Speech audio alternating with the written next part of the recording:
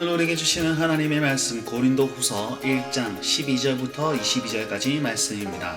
오늘 말씀의 핵심은 뭐냐면 12절 말씀에 보시면 하나님의 거룩함과 진실함으로 행하되, 바울이 지금 오해를 받고 있는데 그게 뭐냐면 바울의 진실함과 두 번째는 육체의 지혜로 하지 아니하고 육체의 지혜로 행했다라는 것에 대한 오해를 불러일으키고 있습니다. 사도 바울은요, 고린도 교회에 복음을 전하러 갔다가 거기서 사람들을 키우고 내가 곧 다시 오겠다, 빨리 다시 오겠다 라고 하면서 에베소로 갔단 말이에요. 그런데 에베소에서 다시 고린도로 가려고 하니까 자기가 거기로 가면 자기도 유익이 안 되고 고린도 교인들도 유익이 안 된다 판단하여서 돌아갑니다. 이것으로 인해서 고린도 교인 사이에서 어떤 거짓 사도들이 일어나가지고 바울을 비방하기 시작하는데, 바울은 거짓말쟁이다, 왜냐하면 너에게 곧 오겠다 하고 캥기는 게 있으니까 안 왔지 않느냐, 그러니까 사도 바울은 거짓말쟁이다 라고 얘기를 한 거죠. 이 고린도 교인들은 그걸 고지고대로 믿고 어떤 생각이냐면, 사도 바울은 하나님의 사람이라 하면서 자기 육체의 유익만 따지면서 여기에서 이제 우리에게서 빼먹을 게 없으니까 딴 데를 갔구나, 이렇게 생각했단 말입니다. 왜냐하면 추측해보건대 사도 바울이 고린도 교인들에게 예루살렘 교회를 위해서 구제언금하라고 그렇게 많이 얘기를 했단 말이에요. 그러면 돈을 들고 날랐구나, 이렇게 생각할 수도 있지 않습니까? 그래서 육체의 지혜로 하였다 라고 얘기를 하면서 사도 바울을 오해합니다. 거기에 대한 해답이 바로 12절부터 22절까지 말씀입니다. 여기에 대한 대답으로 바울은 이렇게 얘기합니다. 하나님의 은혜로 행하였고 우리 양심이 그것을 증언하는 바다, 이렇게 얘기를 하는 거죠.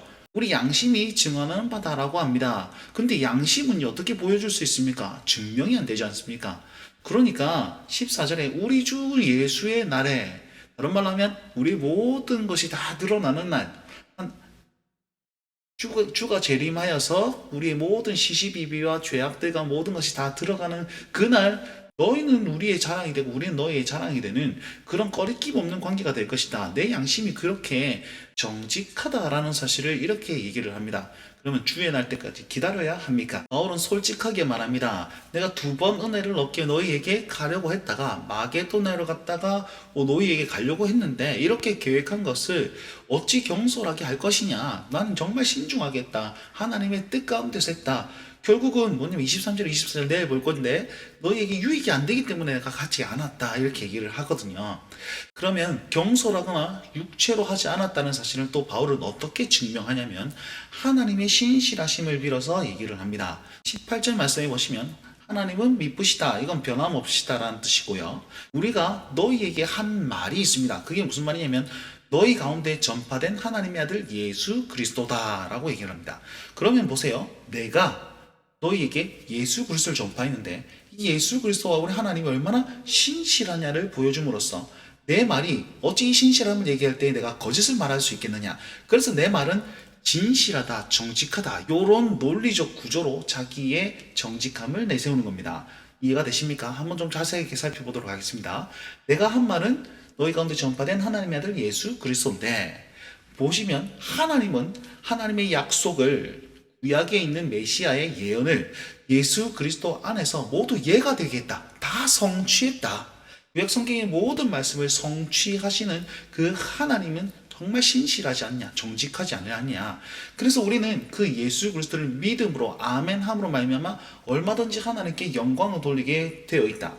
그러면 우리가 하나님 영광을 딱 돌리면 하나님은 우리를 그리스도 안에서 굳건하게 만드는데 우리와 너희와 함께, 이렇게 표현합니다. 복음을 전한 나와 복음을 들은 너희들이 다 그리스도와 함께 굳건하게 되어 있는데, 그리스도 안에서 굳건하다는 그 증거를 하나님이 성령님을 우리 마음 가운데 보내어서 인치시고 확인하시고 또 보증, 명확하게 하셨다, 이렇게 얘기를 하고 있습니다.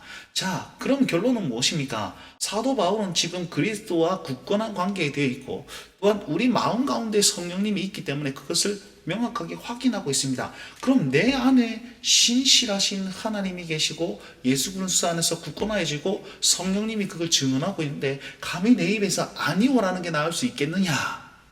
내가 그 예수 그리스도를 전파했는데 내가 거짓으로 하겠느냐? 내가 그 예수를 전파하면서 너희에게 이런 약속을 했지 않느냐?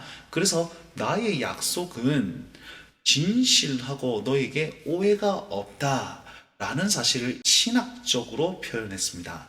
고린도 후서는요, 바울의 감정적인 부분과 신학적인 부분이 잘 어우러져 있습니다.